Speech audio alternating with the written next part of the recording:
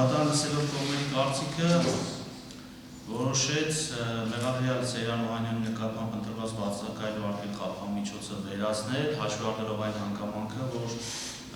պարոն Օհանյանը որպես մեղադրյալ ունի նաև դատավարական պարտականություններ, այլ մեկներից վարույթ իրականացնող մարմնի նախապես տեղեկացնելի գտնվելու նոր վայրի իր հետ համարտակցման միջոցների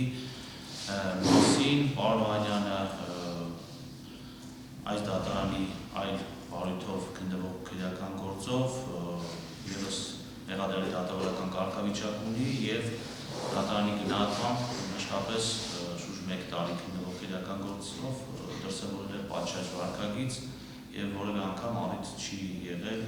խափամիջոցի հարցը առաջնահերթության կարգով քննարկելու կամ ցանկացած բանի խափամիջոց կիրառելու։